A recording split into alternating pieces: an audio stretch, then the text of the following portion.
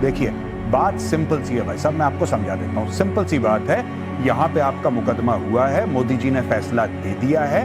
वो फैसला, उस फैसले को इंप्लीमेंट करना इंडियन आर्म्ड फोर्सेस का काम है, वो हम कर देंगे। ये बहस क्यों कर रहे हैं? ये बहस क्यों कर रहे हैं कि ऐसा हो जाएगा फिर वैसा हो जाएगा? कुछ नहीं होने वाला। ये सारा मामला एक तरफा है। आपने जो करना था पहलगाम में आपने कर दिया, ठीक है साहब। जिंदगी है, क्रिकेट का गेम है, सबकी बैटिंग आती है। अब हमारी बैटिंग है, कोई बात नहीं। देखिए, होगा, मार पड़ेगी आप लोगों को, तबीयत से मार पड़ेगी। मैं एक और चीज बताऊंगा नाविका, ये जो अज्ञातों की बात करते हैं ना कि अज्ञात हैं, अननोन गनमैन जो पाकिस्तान में, मैं इनसे कहना चाहता हूं, ये आसिम मुनीर का सर काट के लाओ मेरे पास।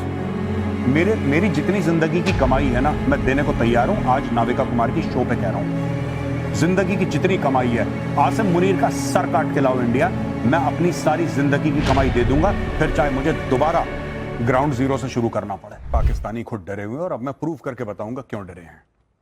पाकिस्तान में ट्विटर काम नहीं करता, लेकिन कुछ कुछ ट्विटर हैंडल्स काम कर रहे हैं पाकिस्तान में, कुछ कुछ, और सारे के सारे न्यूक्लियर की बात कर रहे हैं। पाकिस्तानियों का फेवरेट स्पोर्ट है कि आओ चलो न्यूक्लियर खेलते हैं। हर चीज में न्यूक्लियर आर्म्ड, हर चीज में न्यूक्लियर आर्म्ड। रमीज राजा कमेंट्री देता है, 4-5 साल पहले की बात है, वो कहता है this is a match between 2 nuclear armed neighbours. ये इनका हाल है। ये पाकिस्तानी क्यों न्यूक्लियर की बात करते हैं? क्योंकि इनको पता है कि भारत हमला करने वाला है, और इनको पता है कि न्यूक्लियर करेंगे तो 4 लोग आके बीच में बचाव करवा देंगे हमारा। मैं आपको 2-3 चीजें बता देता हूं। हम कोई आपको प्रूफ देने में इंटरेस्टेड नहीं है। हमने 26/11 का प्रूफ दिया था, आपके जज ने बोला दिस इज लिटरेचर, उसने कूड़ेदान में फेंक दी प्रूफ। हमने पाकिस्तान को कूड़ेदान में फेंक दिया। देखिए, बात सिंपल सी है भाई साहब, मैं आपको समझा देता हूं। सिंपल सी बात है, यहां पे आपका मुकदमा हुआ है, मोदी जी ने फैसला दे दिया है। वो फैसला, उस फैसले को इंप्लीमेंट करना इंडियन आर्म्ड फोर्सेस का काम है, वो हम कर देंगे। ये बहस क्यों कर रहे हैं? ये बहस क्यों कर रहे हैं कि ऐसा हो जाएगा फिर वैसा हो जाएगा? कुछ नहीं होने वाला। ये सारा मामला एक तरफा है। आपने जो करना था पहलगाम में आपने कर दिया, ठीक है साहब। जिंदगी है, क्रिकेट का गेम है, सबकी बैटिंग आती है। अब हमारी बैटिंग है, कोई बात नहीं। देखिए, होगा, मार पड़ेगी आप लोगों को, तबीयत से मार पड़ेगी। मैं एक और चीज बताऊंगा नाविका, ये जो अज्ञातों की बात करते हैं ना कि अज्ञात हैं, अननोन गनमैन जो पाकिस्तान में, मैं इनसे कहना चाहता हूं, ये आसिम मुनीर का सर काट के लाओ मेरे पास। मेरी जितनी जिंदगी की कमाई है ना, मैं देने को तैयार हूं। आज नाविका कुमार की शो पे कह रहा हूं, जिंदगी की जितनी कमाई है, आसिम मुनीर का सर काट के लाओ इंडिया, मैं अपनी सारी जिंदगी की कमाई दे दूंगा, फिर चाहे मुझे दोबारा ग्राउंड जीरो से शुरू करना पड़े। हम लोगों ने जो गलती करी, एक ही गलती करी, हमने एंटी टेररिस्ट ऑपरेशंस करे। पाकिस्तानी पंजाबी फौज की लाशें जब पहुंचेंगी इनके गांव में, तब इनको पता लगेगा। ये जो लंबी लंबी बड़के मारते हैं नाविका, मैं आपको बात बताता हूं छोटी सी, आप ध्यान रखना, ठीक है? कुत्तों को घी हजम नहीं होता, इनको घी देना बंद करें, ठीक है? हमने जो करना है हम करेंगे, हमें आपसे कोई बहस नहीं करनी। अगर आपको लगता है कि आप ऐसा कर देंगे वैसा कर देंगे, बात सिर्फ 1971 के सरेंडर की नहीं है, बात जनरल बाजवा की भी है, जिसने बोला कि टैंक में तेल के लिए पैसे नहीं है, प्रेस कॉन्फ्रेंस में बोला। और यही चीज रिपीट करी हामिद मीर ने सबके सामने, जो आपका बहुत बड़ा एक जर्नलिस्ट है, right? You cannot fight against India. ये एक तरफा मार है, ये एक तरफा मार है, और ये होने वाली है। देश का मूड बहुत खराब है। आप लोग जो भी दलीलें दें, बेकार की चीज है। मुझे तो ये भी नहीं पता कि आप क्यों बेइज्जत होने आए हैं इस प्रोग्राम में, क्योंकि वो होने वाला है, फिर आपका मुल्क भी बेइज्जत होगा, ये सब होने वाला है। And I am telling you, Asim Munir and everybody, आपका बलूचिस्तान जलने वाला है। जाफर एक्सप्रेस को छोड़ दो, अभी इंडिया पड़ा नहीं है बलूचिस्तान में। जो आप लोग तोहमत लगाते हैं कि भारत ने ये करा, भारत ने क्या करा? भारत के पास इतना पैसा है कि ब्लैंक चेक काट के अगर बलूचिस्तान को दे देना, कल आधी दुनिया एक्सेप्ट कर ले कि बलूचिस्तान इज एन यही तो इनको तकलीफ है, यही तो इनको तकलीफ है कि कश्मीर बस रहा था, हंस रहा था। और निसार चीमा साहब, ये कश्मीर हंसता बसता पच नहीं रहा था ना पाकिस्तान को।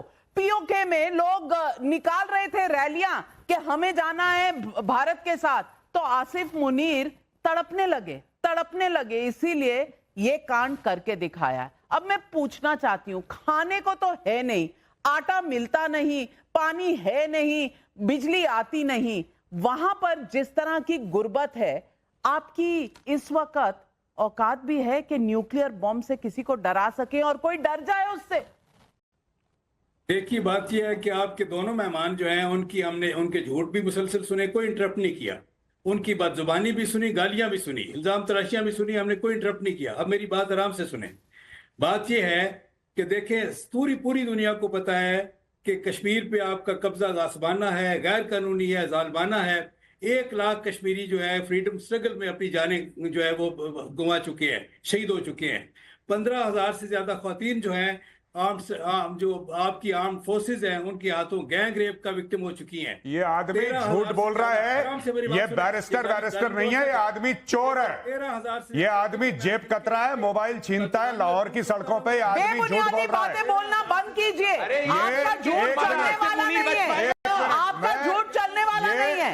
भारत का एक शख्स यहाँ बर्दाश्त नहीं करेगा। मुनीर को नहीं बचा पाओगे क्या के? उस आदमी को ठीक है, आसिम मुनीर को सुअर की खाल में उसको उड़ा के उसको नचवाया नहीं नोएडा में। मेरा नाम नहीं। तुम लोग क्या बात करते हो, झूठ बोलते हो। मुसलमान मुल्क तुम्हारे मुंह पे नहीं थूकते। मुसलमान मुल्क, किंगडम ऑफ सऊदी अरेबिया जहां पे मक्का और मदीना है, उसने बोला कि नहीं देना इनको वीजा। चोर के बच्चे हैं ये। जहां जाते हैं जेब कतरी करते हैं, जहां जाते हैं भीख मांगते हैं। मना कर दिया सऊदी अरेबिया ने, मना कर दिया कतर ने, मना कर दिया यूएई ने, मना कर दिया यूएई ने, मना कर दिया। फिर ये गए अपने भाई भिखारी के पास, बांग्लादेश के पास, कि यार सुनो, तुम कुछ हमें दे नहीं सकते, कम से कम कश्मीर का नाम तो ले लो। उसने बोला कि कश्मीर को मारो गोली, सबसे पहले तुम $4.5 अरब तो दो हमें। और यहाँ पे बैरिस्टर आया, पता नहीं कौन से स्कूल से पढ़ा बैरिस्टर है ये। तो ये हम अरे क्या बात कर रहे हो? मुनीर ने वकार अब्रेज जी भाग गए। वकार अब्रेज जी भाग गए। अरे सच्चाई सुनाई, आप झूठ फैलेंगे, आप न्यूक्लियर बॉम्ब का डर दिखाएंगे तो हम डर जाएंगे क्या? नहीं, मैं चाहता हूं, मैं आज रिक्वेस्ट कर रहा हूं मजीद ब्रिगेड को, बीएलए को, इसके यहां जाना। ये बैरिस्टर के यहां, इसका एड्रेस मैं देता हूं। मजीद ब्रिगेड को इसके घर जाना, इसके घर जाना, सबसे पहले इसको उठा के लाना, इसको उल्टा टांगो। ये बहुत चेंचे कर रहा है यहां पे। बहुत नहीं, क्या गारंटी है कि ये शो खत्म होगा उसके बाद ये सुरक्षित महसूस करेगा? नहीं, ये जिस तरह का झूठ भारत के बारे में फैलाते हैं, यही तो इनके अंदर जो नफरत है ये दिखाती है। इसकी कंडेम एवरीथिंग। इसकी बुकिंग करवाओ जाफर एक्सप्रेस में। जूते की नोक पे ना ले। इसकी बुकिंग करवाओ जाफर एक्सप्रेस में। जाफर एक्सप्रेस में बुकिंग करवाओ। आपकी कॉन्डेमनेशन हमें नहीं चाहिए। हम भारत ने बहुत लंबी रस्सी दी हुई है आपको, लेकिन जो रस्सी है जल चुकी है, बल नहीं जाता। ये जो रस्सी है ना, अब इसको जला तो चुके हैं, अब इसका बल ठीक करने का टाइम आ गया है। प्रदीप भंडारी, मैं पूछना चाहती हूं, अकड़ किस बात की है? जेब में 2 कौड़ी नहीं, पास में कुछ मिल नहीं रहा, दुनिया में इनकी कोई वुक्कत नहीं, ये ऐंठते किस बात से? नविका जी, हर गधे को लगता है कि उसमें अकड़ है, पर जब गधे को पता चलता है कि गधा है, वो तब समझ में आता है। गधा अगर शेर की खाल पहन ले तो शेर नहीं बन जाता है, और वही हाल पाकिस्तान का है। अरे मैं तुमको कह रहा हूं, और मेजर मैं कहना चाहता हूं, आसिम मुनीर ने इसको सिखाया होगा, पर क्या गारंटी है कि शो खत्म होने के बाद आसिम मुनीर इसको अपने आप को सुरक्षित महसूस कर पाएगा?